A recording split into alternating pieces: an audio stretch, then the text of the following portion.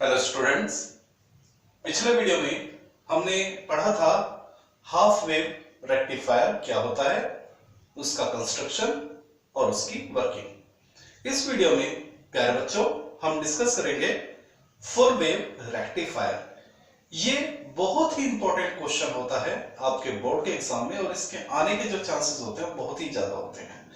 लगभग हर साल आपसे कुछ ना कुछ इस टॉपिक से रिलेटेड पूछ लिया जाता है या ये कहिए सीधा ये फुल फ्लैश क्वेश्चन बन के आता है, explain the full wave rectifier.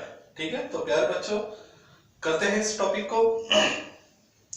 तो अगर आपसे एग्जाम में पूछ लिया जाए क्या होता है फुल वेव रेक्टिफायर, तो 3 मार्क्स में क्वेश्चन आपका आएगा और उसमें आपको 3 बातें बतानी होंगी, डेफिनेशन, कंस्ट्रक्शन और वर्किंग। तो सबसे पहले हम इसकी डेफिनेशन देखते हैं, क्या होगी इसकी डेफिनेशन। तो क्या होता है फुल वेव रेक्टिफायर? डेफिनेशन। तो कैसे हम इसको फुल वेव रेक्टिफायर को डिफाइन करेंगे, क्या होता है फुल वेव रेक्टिफायर? तो देखिए, अगर हमारा कोई भी रेक्टिफायर, मान लीजिए ये हमारा एक रेक्टिफायर है और इसका नेचर कैसा है, फुल वेव रेक्टिफायर। हमने कहा कि मेरा जो रेक्टिफायर है वो कैसा है, फुल वेव रेक्टिफायर है।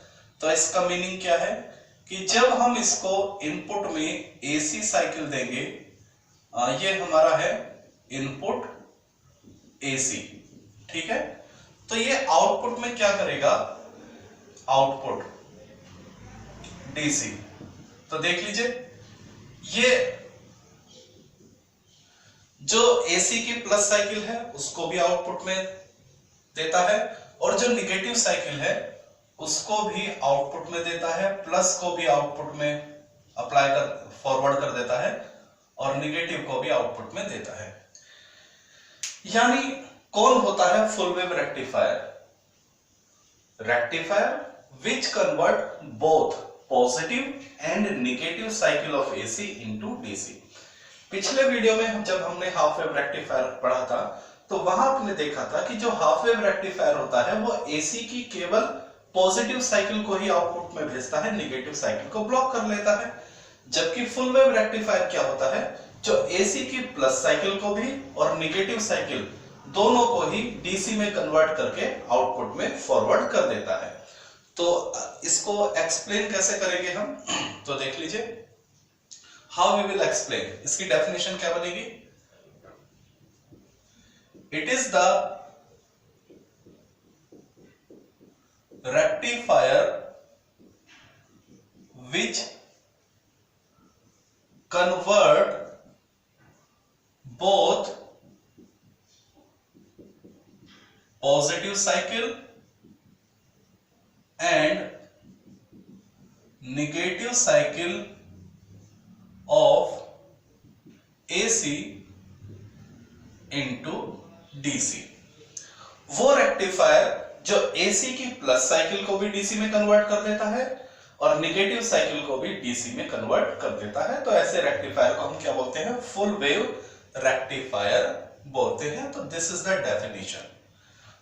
क्लियर? चलिए इसके बाद हम प्यारे बच्चों पढ़ते हैं इसकी कंस्ट्रक्शन। कंस्ट्रक्शन कैसे लिखेंगे, तो ये आपके सामने डायग्राम है। ये जो डायग्राम है ये है हाफ वेव रेक्टिफायर का, ठीक है। तो इस डायग्राम में बस थोड़ा सा ही चेंज आना है। प्यारे बच्चों, अगर आपको हाफ वेव रेक्टिफायर का डायग्राम क्लियर है तो मैं आपको बता दूं, आप फुल वेव रेक्टिफायर का डायग्राम इजीली बना सकते हैं। बस उसमें थोड़ा सा चेंज है। क्या चेंज है देखिए। सबसे पहले तो क्या करेंगे, ध्यान दीजिए, यह है हमारा हाफ वेव रेक्टिफायर का डायग्राम। बस इसमें थोड़ा सा मॉडिफिकेशन करना है और आपको फुल वेव रेक्टिफायर का डायग्राम मिल जाएगा। सबसे पहले काम तो यह है कि जैसे यहां पर एक डायोड है, यहां पर फुल वेव में, हाफ वेव में एक पीएन जंक्शन होता है, फुल वेव में हमारे पास 2 पीएन जंक्शन होते हैं। We have the 2 PN junction diode. देख लीजिए, P और N, ये हमारा डायोड D1 और ये हमारा डायोड D2। D1 क्या है? पहला पीएन जंक्शन। D2 क्या है? दूसरा पीएन जंक्शन। तो हाफ वेव में एक पीएन जंक्शन होता है और फुल वेव में दो पीएन जंक्शन होते हैं। ठीक है, ओके। दूसरा क्या करेंगे, ये जो लोड रेजिस्टेंस है इसको यहां से हटा दीजिए। ठीक है, ये जो लोड रेजिस्टेंस है इसको यहां से हटा दीजिए। ठीक है, तो इसका कनेक्शन कहां करना है देख लीजिए। ये हमारी सेकेंडरी कॉइल, ये जो हमारी सेकेंडरी कॉइल है, ये जो हमारी प्यारे बच्चों क्या है? Secondary coil. ठीक है, this is our secondary coil. तो हम क्या करेंगे, इसका सेंटर लेंगे। सेकेंडरी कॉइल का क्या लेंगे? सेंटर। मान लीजिए ये है P। ठीक है ना, नहीं P तो हमने यूज किया हुआ है। ठीक है ना, P जो नोटेशन है वो हमने यूज किया हुआ है एज अ प्राइमरी कॉइल। तो हम इसको एक काम करते हैं, O ले लेते हैं। ठीक है, O क्या है? Centre of secondary coil. ठीक है, ये जो O है क्या है? ये सेंटर, मिड पॉइंट भी कह सकते हैं, सेंटर कह सकते हैं या मिड पॉइंट। ठीक है ना, मिड पॉइंट, सेंटर बोले या मिड पॉइंट बोले, जो आपकी मर्जी है, ऑफ द सेकेंडरी कॉइल। ठीक है, तो हम क्या करते हैं, जो हमारा लोड रेजिस्टेंस यहां था इसको हम यहां अप्लाई कर देते हैं। ठीक है, ये हमारा हो गया लोड रेजिस्टेंस। क्या ये बात समझ में आ गई? चलिए अब देखिए, इसको समझ लेते हैं, लोड रेजिस्टेंस को।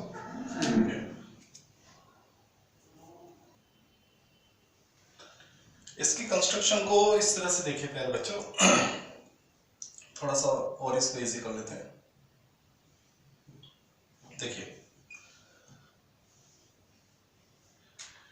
ये जो दोनों एंड है इनको आप क्या कर दीजिए? ज्वाइन कर दीजिए। ठीक है, और यहां हम ले लेते हैं अपना आउटपुट। ठीक है, output.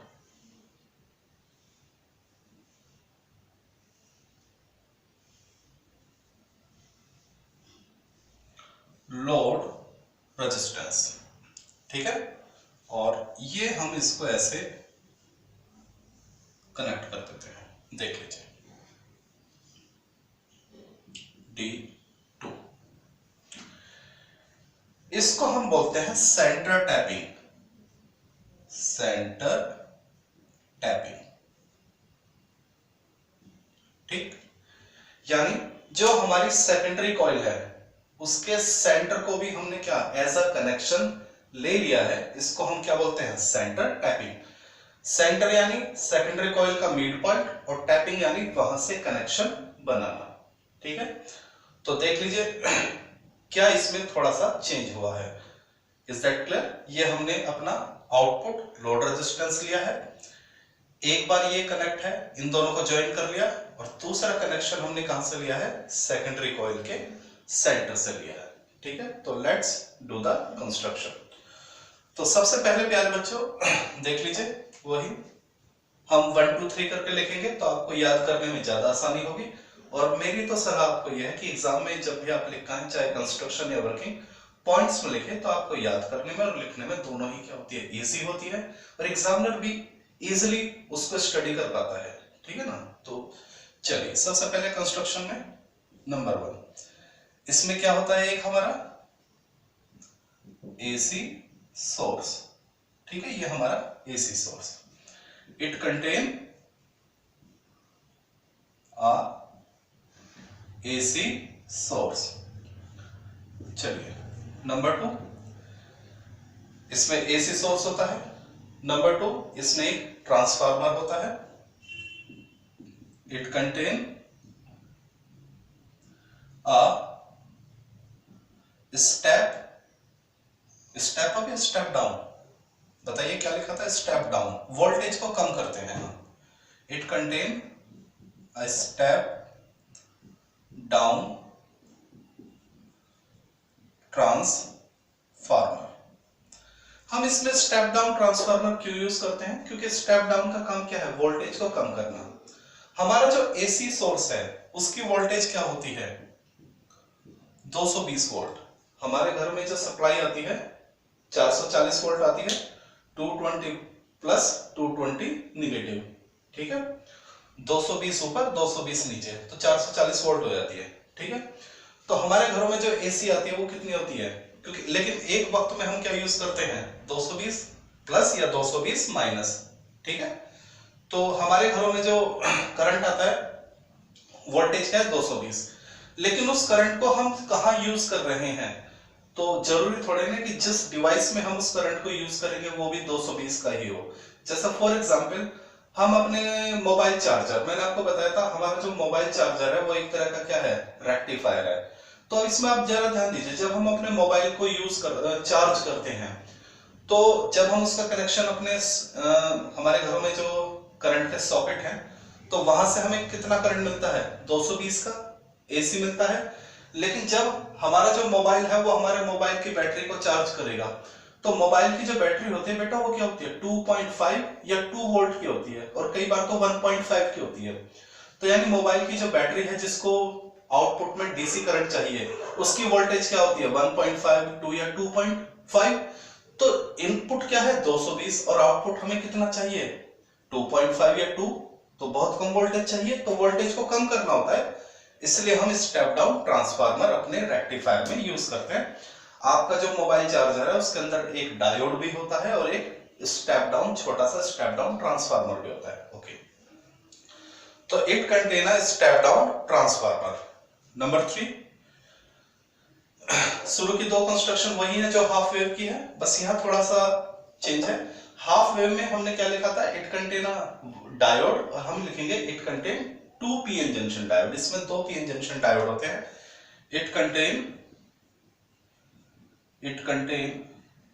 2 PN junction diode, D1 and D2। इसमें दो डायोड होते हैं, D1 एंड D2, ठीक है।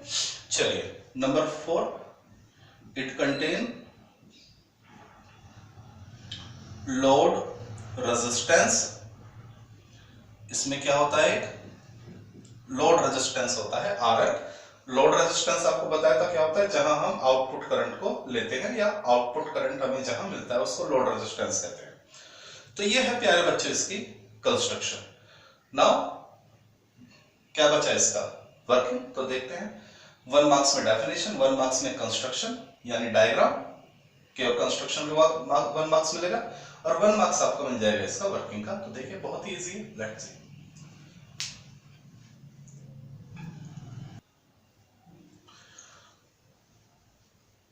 Okay students, now let's see the working of full wave rectifier. बहुत ही इजी और बहुत ही इंटरेस्टिंग वर्किंग है इसकी, देख लीजिए। मान लीजिए देखिए, सबसे पहले हम बात करेंगे वही अपना पहले वाला प्रोसेस जैसा हमने हाफ वेव में पढ़ा था। देखिए, जब एसी का पॉजिटिव साइकिल चलेगा, ठीक है ना, ये हमारा AC plus minus plus minus, ठीक है, इनपुट एसी, और यहां हमें क्या मिलेगा? Output, output DC. तो देखिए कैसे इसका हमें आउटपुट मिलने वाला है। जब एसी का प्लस साइकिल चलेगा, तो मान लीजिए एसी का जो प्लस साइकिल है उसकी डायरेक्शन ये है। तो हमने आपको बताया था कि जो करंट होता है वो किधर चलता है? निगेटिव टर्मिनल की तरफ चलता है। तो जब निगेटिव साइकिल चलेगी तो ये माइनस हो जाएगा, ये प्लस हो जाएगा।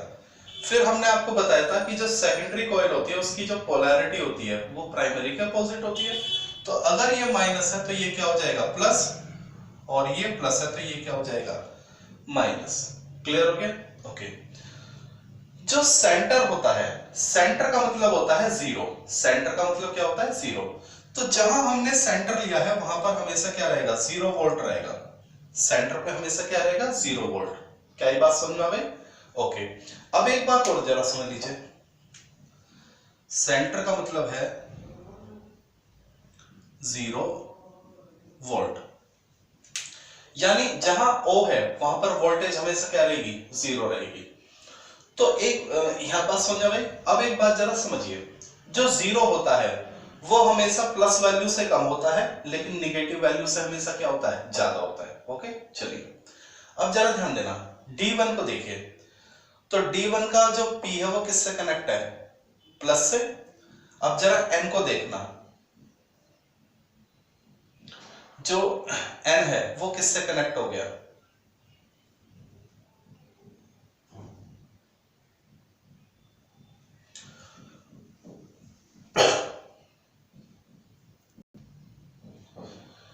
ओके बेटा, D1 को देखिए, D1 किससे कनेक्ट है, प्लस से, और N किससे कनेक्ट है, D का,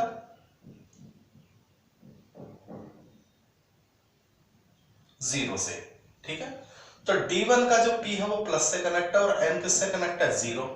तो अगर आपको याद हो, जब मैंने आपको पीएन जंक्शन डायोड वाला टॉपिक कराया था, तो वहां हमने फॉरवर्ड बाइस और रिवर्स बाइस समझे थे। तो फॉरवर्ड बाइस और रिवर्स बाइस के दो कंसेप्ट होते हैं, समझिए।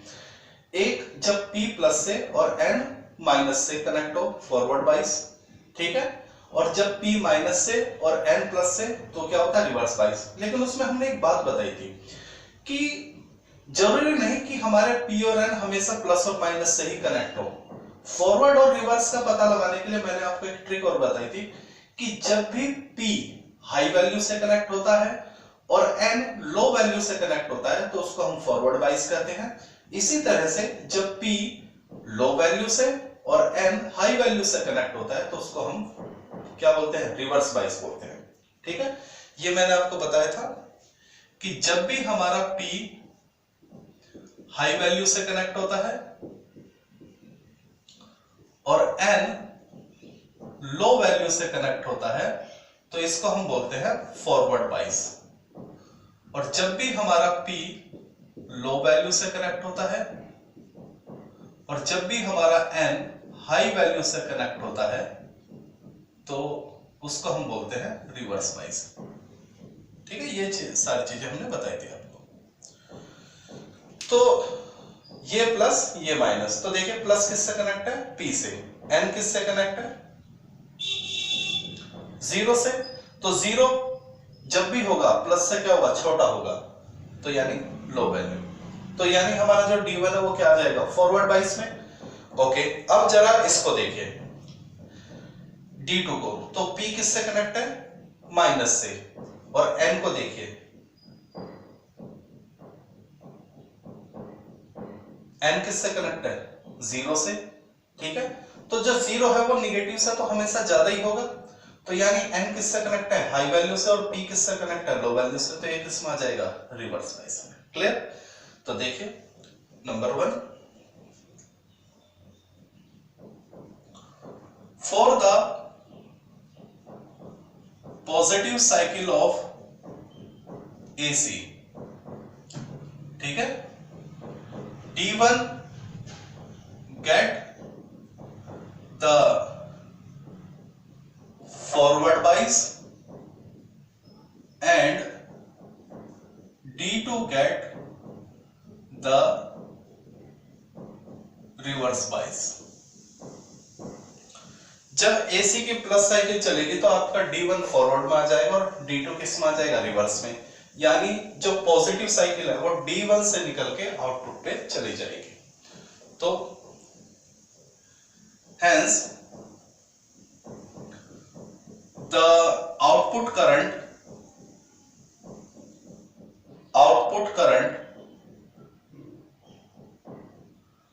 obtained by the help of D1, यानी D1 जो सारा का सारा करंट है वो आउटपुट में पहुंच जाएगा D1 की हेल्प से। तो जो पॉजिटिव साइकिल है वो आपको यहां मिल जाएगी किसकी हेल्प से, D1 की हेल्प से।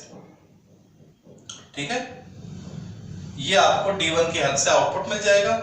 चलिए अब बात करते हैं किसकी, निगेटिव साइकिल की। ठीक है, तो दोबारा से एक बार टर्मिनल को अच्छी तरह से समझ लेते हैं। जब निगेटिव साइकिल मूव करेगा, जब क्या मूव करेगा, निगेटिव साइकिल, तो आपको मालूम है करंट किसकी तरफ चलता है, निगेटिव टर्मिनल की तरफ चलता है। तो जब निगेटिव साइकिल चलेगी, जब निगेटिव साइकिल मूव करेगा तो ये टर्मिनल क्या हो जाएगा, निगेटिव, और ये टर्मिनल क्या हो जाएगा, पॉजिटिव हो जाएगा। ठीक है, तो जब निगेटिव साइकिल चलेगी तो ये टर्मिनल निगेटिव, तो डेफिनेट वो क्या हो जाएगा, प्लस। करंट हमेशा किधर चलता है, निगेटिव की तरफ। और सेकेंडरी की जो सेकेंडरी कॉइल होती है उसकी पोलैरिटी हमेशा प्राइमरी से क्या होती है, अपोजिट। तो ये प्लस, तो ये माइनस, और ये प्लस। क्या ये बात समझ आ गई? तो जरा चेक करते हैं। D1 को चेक कीजिए, P किससे कनेक्ट है, माइनस से। N किससे कनेक्ट है, देख लीजिए, N कनेक्ट है 0 से। तो जो 0 है वो हमेशा निगेटिव से क्या होता है, ज्यादा, यानी N हाई वैल्यू से, और P किससे कनेक्ट हो गया, लो वैल्यू से। तो D1 किस में आ जाएगा, रिवर्स बाइस में। ऐसे ही D2 को चेक कीजिए, P किससे कनेक्ट है, प्लस से, और N किससे कनेक्ट है, 0 से। तो P हाई वैल्यू से और N लो वैल्यू से, क्योंकि 0 हमेशा प्लस से क्या होता है, कम ही होता है। तो D2 किस में आ जाएगा, फॉरवर्ड बाइस में, और सारा का सारा करंट D2 में से होता हुआ आउटपुट में मिल जाएगा। तो देखिए, for the negative cycle of AC, D1 get reverse bias and D2 get forward bias। ठीक है, hence the output current obtained by the help of D2, यानी आउटपुट में जो करंट मिलेगा वो D2 से मिलेगा। तो ये जो निगेटिव साइकिल है ये आपको यहां मिल जाएगा with the help of D2। Clear हो गया? उसके बाद जब ये पॉजिटिव साइकिल आएगा फिर D1 क्या हो जाएगा, फॉरवर्ड में, और D2 क्या हो जाएगा, रिवर्स में। और ये प्लस साइकिल आपको यहां मिल जाएगी फिर से किसकी हेल्प से, D1 की हेल्प से। और जब निगेटिव साइकिल आएगा फिर D1 रिवर्स में हो जाएगा और D2 फॉरवर्ड में। तो ये आपको आउटपुट मिल जाएगा किससे, D2 की हेल्प से। तो ये प्रोसेस आपका चलता रहता है। जब भी AC की प्लस साइकिल चलेगी D1 फॉरवर्ड आ जाएगा, D2 रिवर्स, सारा करंट D1 से निकल जाएगा। जब AC की निगेटिव साइकिल आएगी D1 रिवर्स में आ जाएगा, D2 फॉरवर्ड में, और सारा का सारा करंट आपको D2 की हेल्प से मिल जाएगा। ठीक है, चलिए।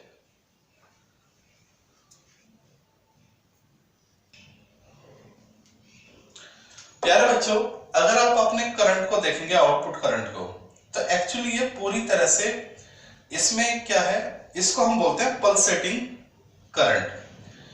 ठीक है ना, ये जो हमारा करंट मिला है इसको हम क्या बोलते हैं, ये जो आउटपुट है पल्सेटिंग करंट बोलते हैं। पल्सेटिंग करंट क्या होता है, देखिए, in output we get pulsating current which contain both AC component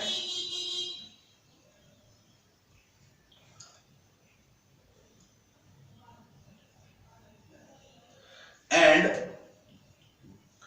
DC component. देखिए, ये जो हमें आउटपुट में करंट मिला इसको हम पल्सेटिंग करंट बोलते हैं। पल्सेटिंग करंट वो होता है जिसमें AC के भी कंपोनेंट होते हैं और DC के भी। तो इसमें AC के कंपोनेंट क्यों है, तो अगर आप ध्यान से देखेंगे तो ये इंक्रीज होता है, डिक्रीज होता है, इंक्रीज होता है, डिक्रीज होता है, इंक्रीज होता है, डिक्रीज होता है। ये किसकी प्रॉपर्टी है, AC की। लेकिन इसमें डायरेक्शन सारी क्या है, यूनिक है। ये नीचे नहीं जाता है, हमेशा ऊपर ही रहता है, डायरेक्शन सेम है।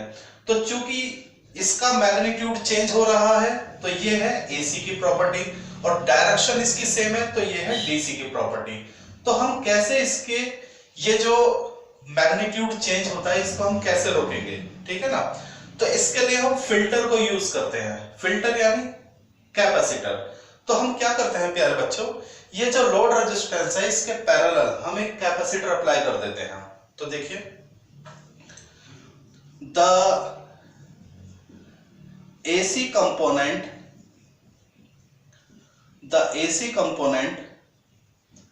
are removed by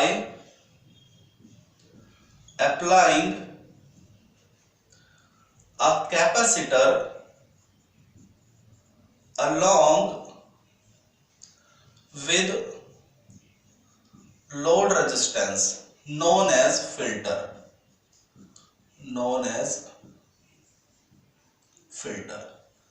तो अगर आपसे पूछ लिया जाए क्या होता है फिल्टर, तो आप कहेंगे फिल्टर इज नथिंग, एक कैपेसिटर होता है, ठीक है, एक कैपेसिटर होता है जिसको हम लोड रेजिस्टेंस के क्या पैरेलल लगा देते हैं, कहां, आउटपुट में, ठीक है। क्यों, क्योंकि कैपेसिटर की एक प्रॉपर्टी होती है, वो what is the property of capacitor, capacitor की एक प्रॉपर्टी होती है वो डीसी को क्या फ्लो होने में नहीं देता और एसी को क्या कर लेता है, फ्लो होने देता है। तो ये कैपेसिटर की प्रॉपर्टी होती है। तो हम इससे हमें क्या मिलता है, जो हमारा ये एसी का कंपोनेंट है ये दूर हो जाता है और हमें क्या मिलता है, एक सीधा डीसी मिल जाता है। तो ये है पूरी वर्किंग प्यारे बच्चों किसकी, फुल वेव रेक्टिफायर की। 3 मार्क्स में ये आपका क्वेश्चन आता है, ठीक है। चलिए